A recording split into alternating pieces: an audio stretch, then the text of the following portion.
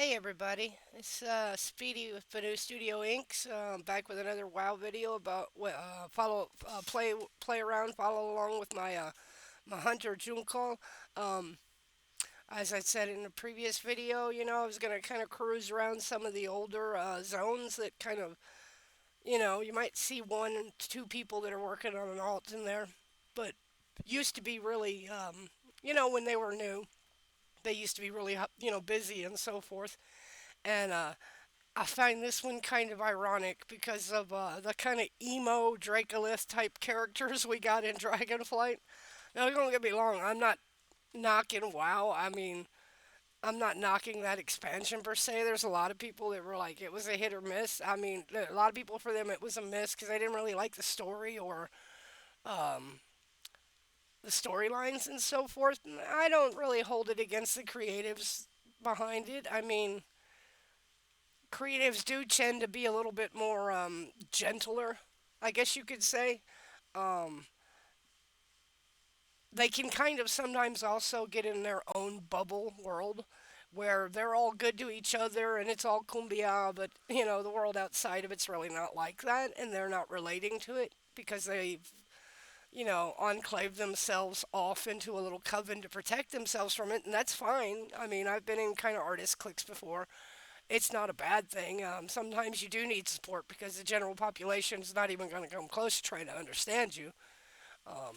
Heck, when you're out there with the normies trying to just get your bread and butter to put on your table and stuff, they're hating you for being you and striving for your creative goals instead of doing what they think you should do. Because, I mean, the real truth about the land of the free is if you can make it in America, you really can make it anywhere in the world because Americans are so driven to destroy each other and to stop each other from having success that, like, if you really do make it, then you've made it through an awful hell of a gauntlet of, you know, really toxic kind of behavior. So that I've always found that kind of funny.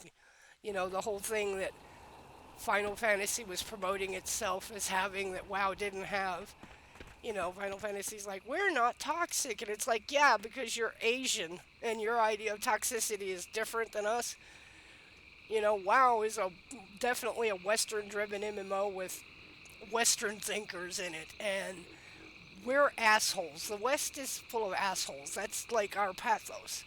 And, but that's also what creates the brilliance that we get is you've really got to be worked it, you've really got to dotted your I, crossed your T's, covered all your bases to succeed in America because of how cutthroat and backstabby we are.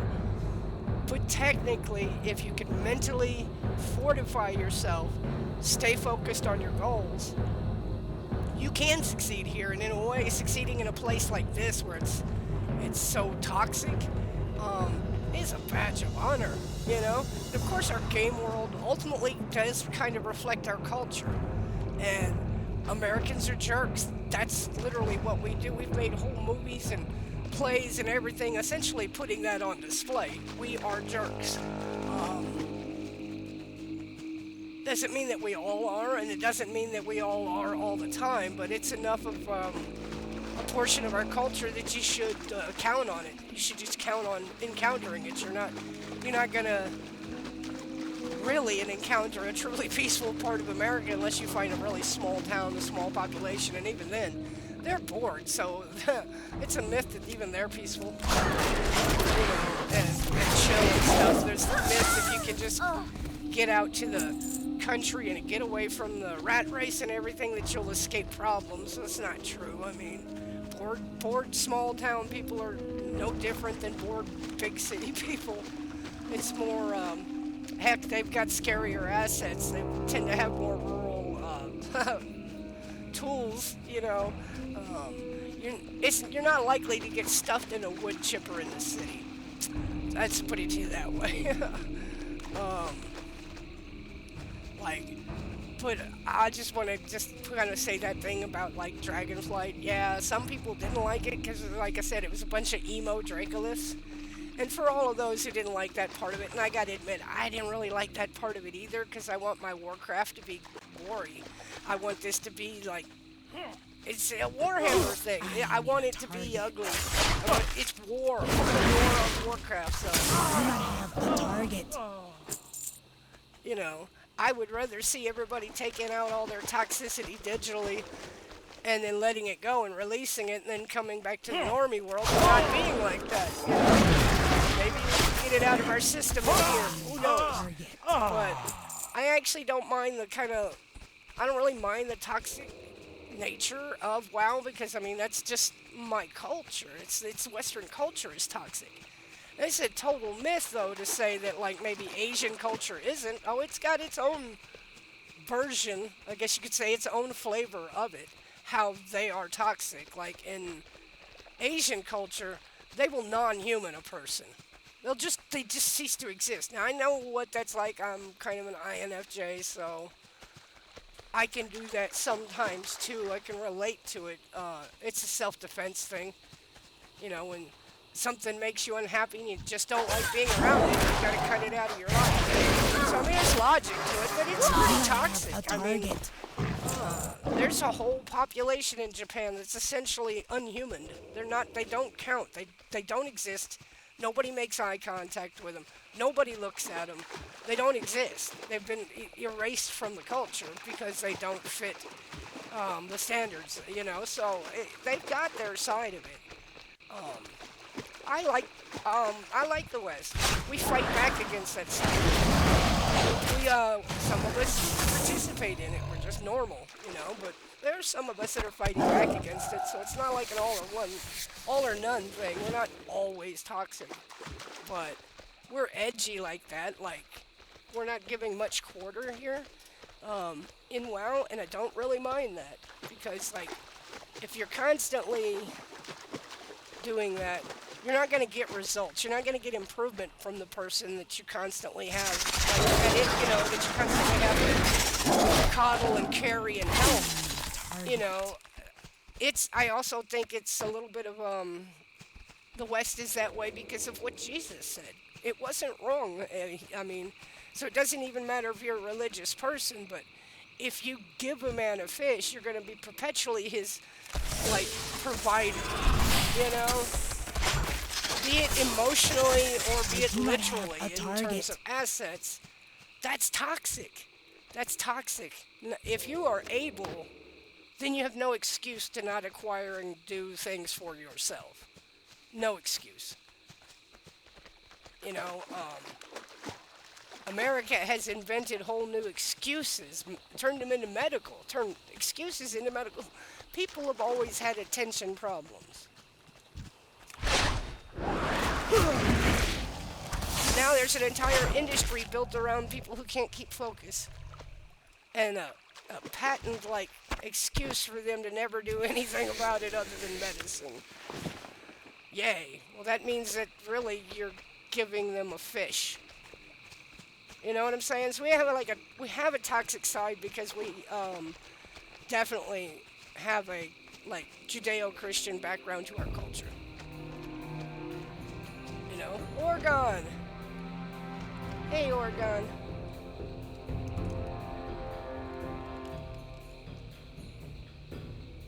The big ogre. I'm gonna dance with him. Dancing with the ogres, dancing with the ogres. Dancing with ogres.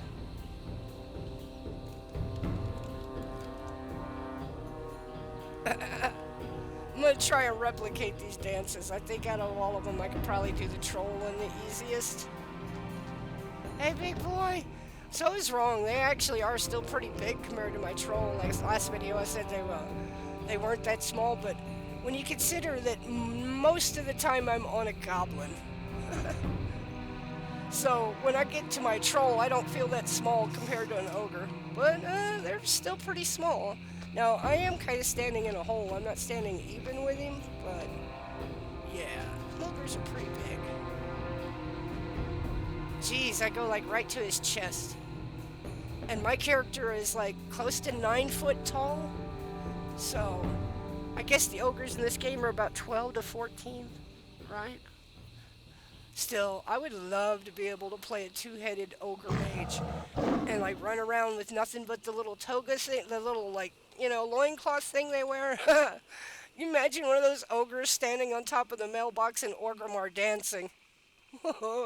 That's wow. You're not supposed to just, oh, get all your quests done. You're supposed to play with the world too. And I do. Um, One of the things I miss was having a regular raid click that we had raid night Mondays, and we only had one that we tried to do. We tried to do our best, and it was usually the current one. 'Cause we're always trying to keep ourselves in the guild like ahead of the curve, right? And one of the most awesome things was the after party and the party before. So like we're waiting for everybody to get signed on, queued up, because we like to do some of the big ones, and we also like to go do battlegrounds. So we'd all get like together and form these groups, hang outside Orgrimmar gates and PvP each other, duel while we waited, and play with each other, play with the toys in our toy box and do all these kind of different things, put all our lawn chairs out and our beach ball and kick the beach ball around, that kind of, because I mean, we're just waiting for the rest of the people to show up anyway, and no point in leaving, you know. That was a fun part of WoW. That wasn't something that was you must do to get achievement points, or you need this to get your gear score up. It was one of those, let's goof a little while we wait. Let's dance, let's joke, let's play with these toys, let's show each other our collections. Maybe even have a transmog competition. Um, it's one of the things that made me fall in love with WoW is that it kind of is more than quest, raid, dungeon. There is more available. We don't necessarily do anything with it like we used to, but there's a lot more to the game available. Like, like one of the things I did with my old group is we like to play with the sword in Tannerus. And those who aren't very well versed with the game and don't know much about the lore, there's a gigantic, cosmically large sword sticking in the side of our planet. Destroyed the zone of Tannerus.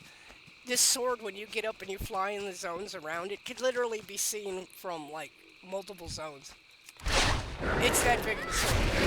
And you've got all these utilities for falling, to mitigate damage and so forth. So some classes, like what Mage has, feather. Um, Demon Hunters have their wings so they can glide and stuff. So you kind of see what I'm saying. All these different classes, right? Well, if you group everybody together, the Mage can put the slow fall on characters who don't even have a utility for mitigating fall.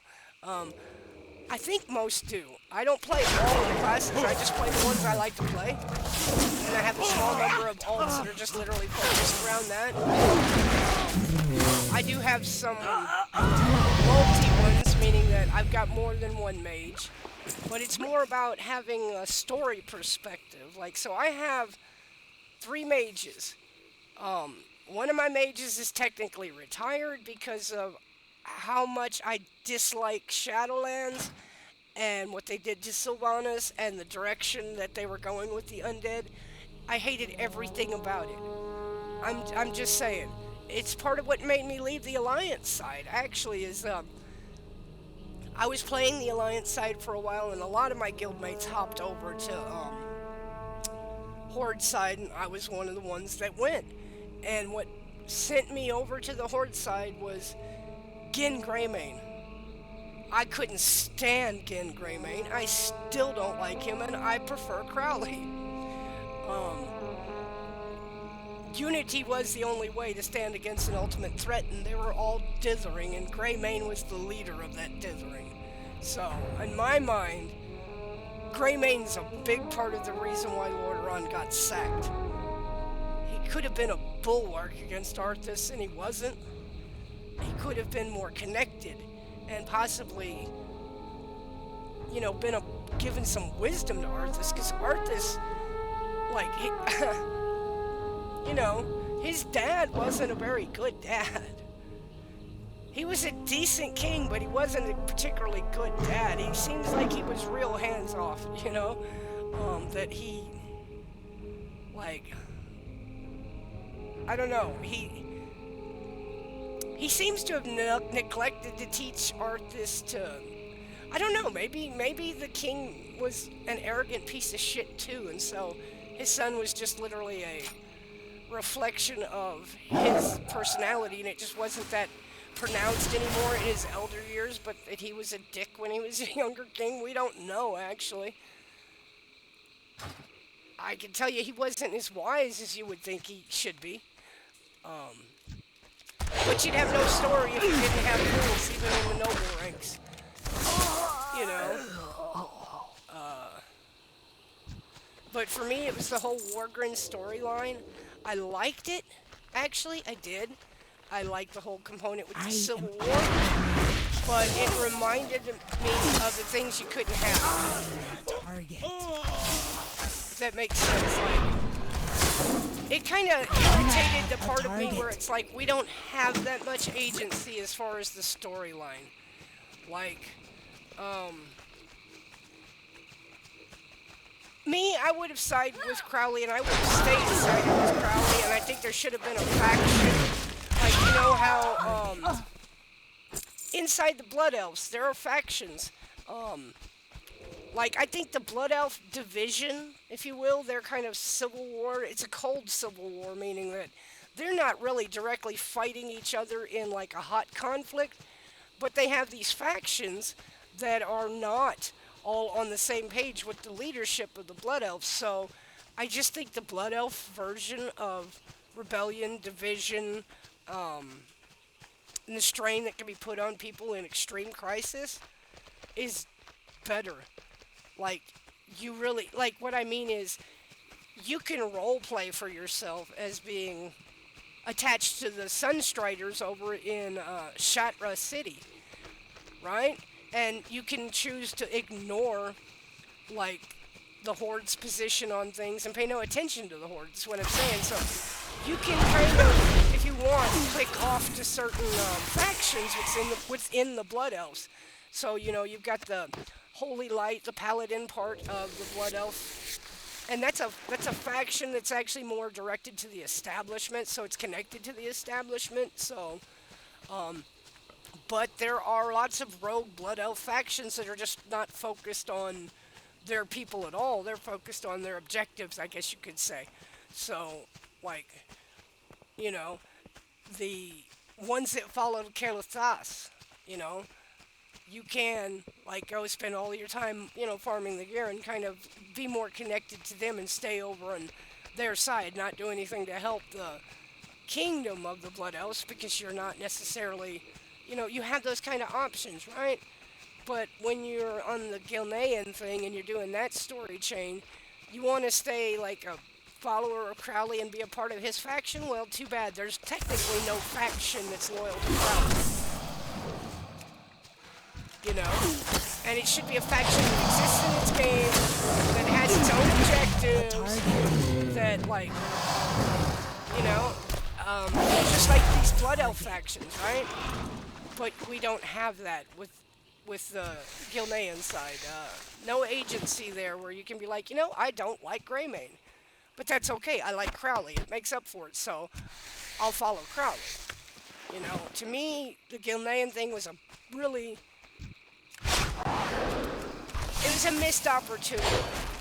It was a missed opportunity to me. I do not have a target. I think that you could have literally kept it divided. You could have had Greymane and Crowley essentially giving the same quest chain, but from a different, like, kind of factional point of view. In other words, the kingdom has stayed together because him and Crowley agree enough that in the most severe crisis, they keep the kingdom together. But when there's no crisis, no, they're not on the same page. They're not on the same team. They just happen to be a part of the same kingdom. And Crowley has his way of doing things, and Greymane has his way of doing things. And I think that Crowley having to be used to bail Gilneas out of the things that Gin had chosen should have been enough to give him, like, his own faction, permanent faction in the game. And it didn't happen. I do not have a target. And it really just made me fall out of interest with the Alliance side. I didn't want to do anything that was helping Greymane. You know? Let me pause here for a second. I gotta do something real quick, and I'll be right back. Thanks. Okay, sorry about that. I had somebody at the door I had to take care of. Yeah, I'm down here at my studio. Kind of at a lull in between right now, waiting for some screens to dry that I coated to get ready to expose some, you know, film that I already produced the artwork for. Anyway, to carry on with the quest in here, man, there's a lot of cool stuff in here. Um, But what I was saying about Dragonflight, though, the people who don't really like Dragonflight, the kind of emo Dracolis, I'll make y'all's day. I will go and I will kill some Dracolis and skin them. But you can do that in Duskwall Marsh because back then they literally were just NPCs. They were a part of the whole corruption of the Dragonflight and like all that kind of stuff. And this over here is like actually where Onyxia's lair is. So this is connected to that whole like storyline with Varian, who was hanging out. He was being mentally corrupted by Onyxia. Kind of like I don't know, like the witch Medea, or I don't know best way to like you know not 100% sure the best way to describe like Onyxia was dragon though, and she like had gotten infiltrated into the Alliance Kingdom and had like infiltrated like in a way like I don't know if it's like got control. Like I said, I didn't play this side. I don't play the Alliance side, so I don't know their whole storyline that good. Target. Right there, see what I mean about factions? Hold on, let me kill this stupid bird thing. These are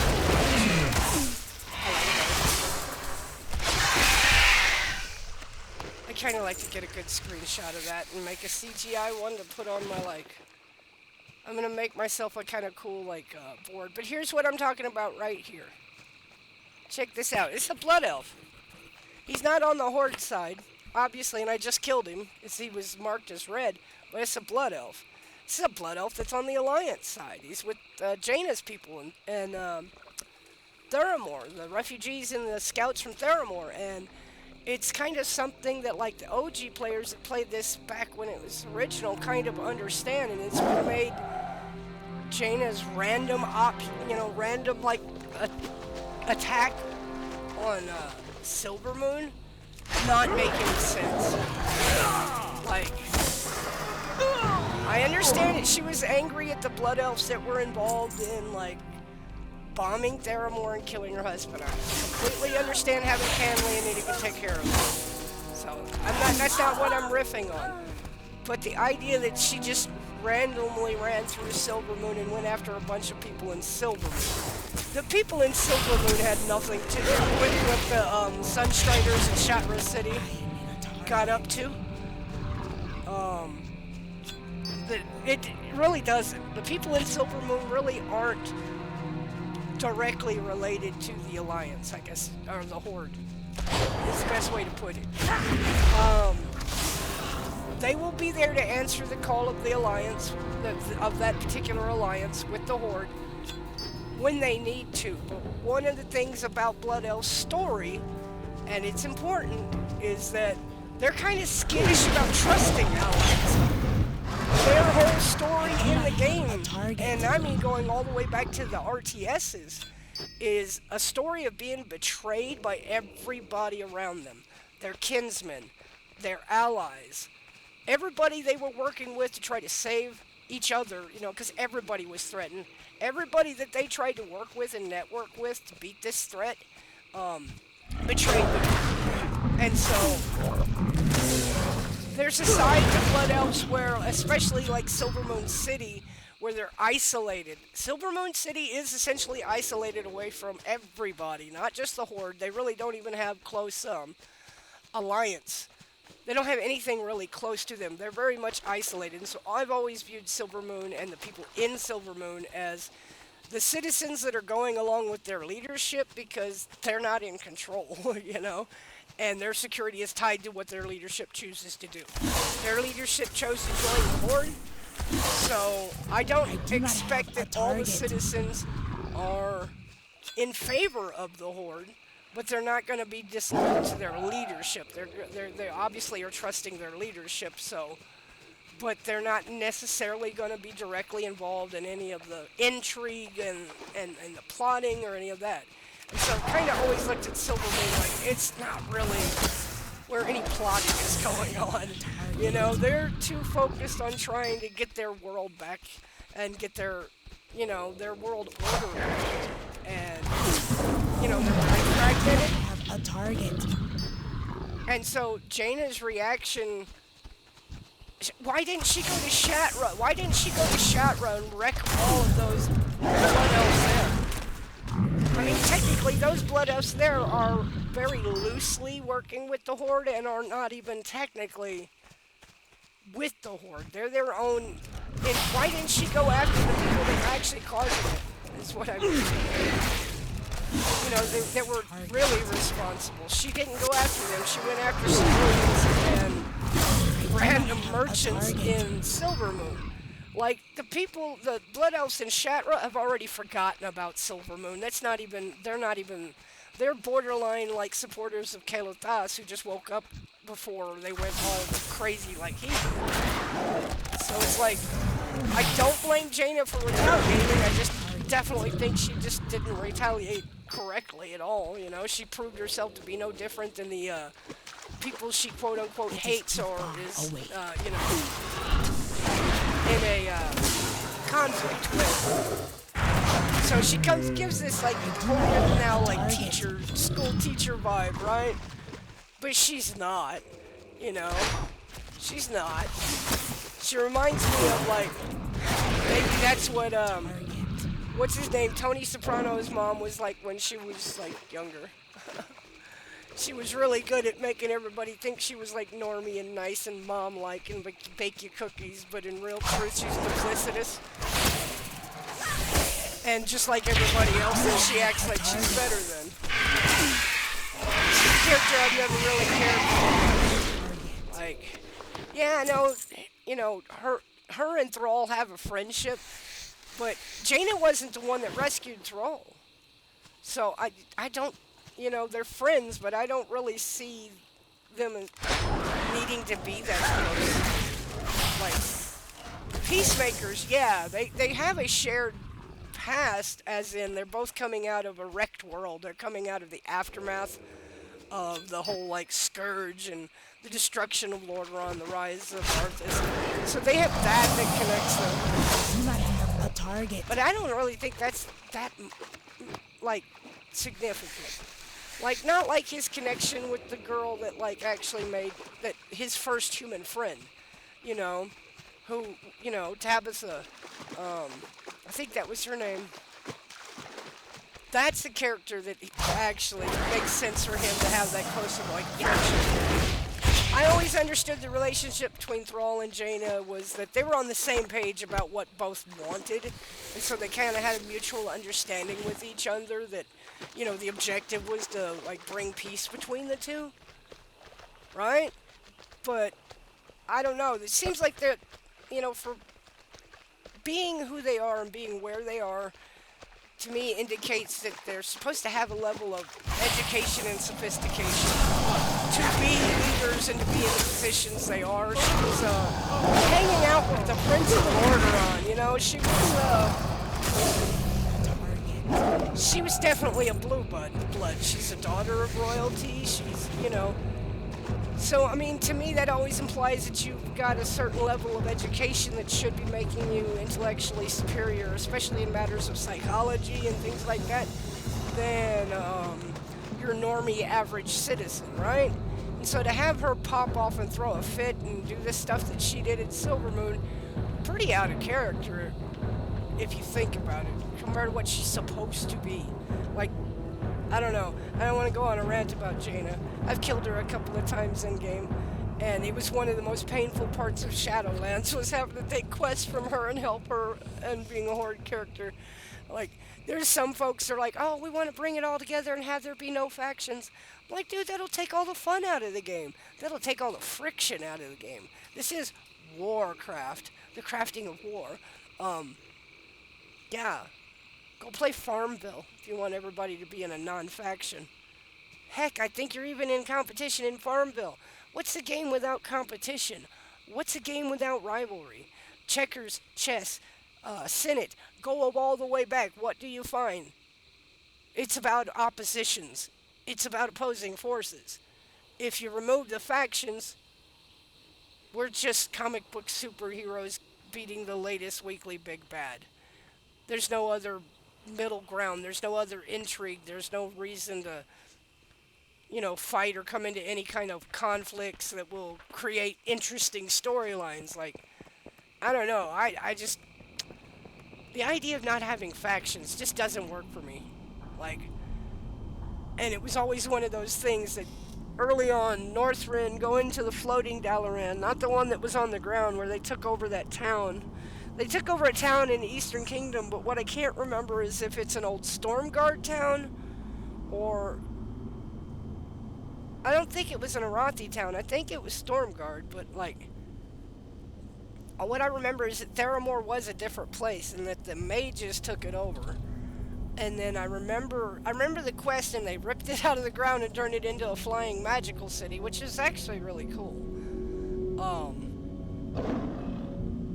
And then from then on, it was kind of the neutral hub where all factions could meet, like the big conflict hub, like because there was technically places in Tannerus, Booty Bay, where you could have cross faction in there, and they were all mixed in there together. So I mean, there are goblins that are neutral. There's a little bit of everything that's neutral in here. They just didn't give us that option with the Gilneans.